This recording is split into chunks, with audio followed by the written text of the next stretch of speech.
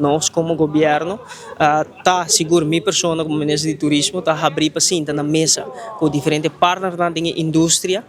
nós diferente de inversionistas, diferente de hotel, que tem planos de expansão. No momento na aqui tá sentindo na mesa um tique estrobar nós e nos banda tá manter a comunicação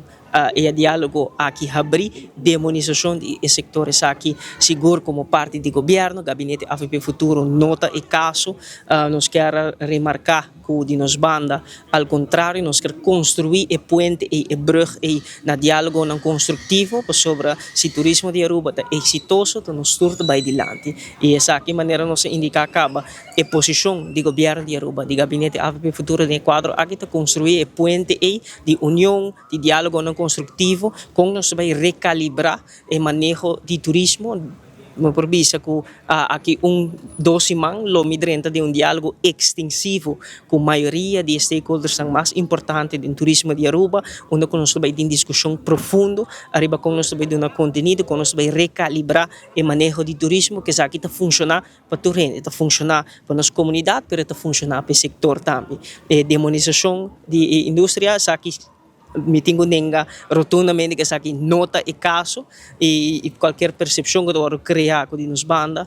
nos quer for de aqui não comunicar mensagem que segura aqui nota e caso para o que trata inversionista não que se na mestroba governo de Aruba lo vai drenta muito pronto de diálogo com não para nós vai seguir deliberar arriba não intenção de expansão que por que não por aqui também nós comunicar em reunião com nós outra tem que a senhora tisse a sorte de ahata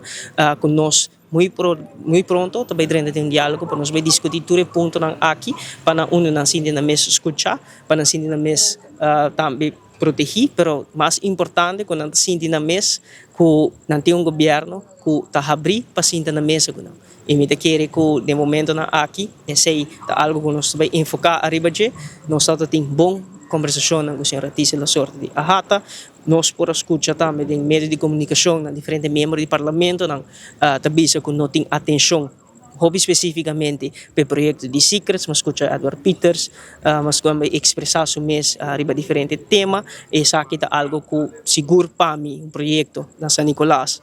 como mucho de San Nicolás é algo que tem seus impactos e benefícios econômicos nós temos plano para iluminação de caminho de Cerro Colorado e até na Secrets essa aqui é plano hobby avançar acaba através de Elmar nós guardando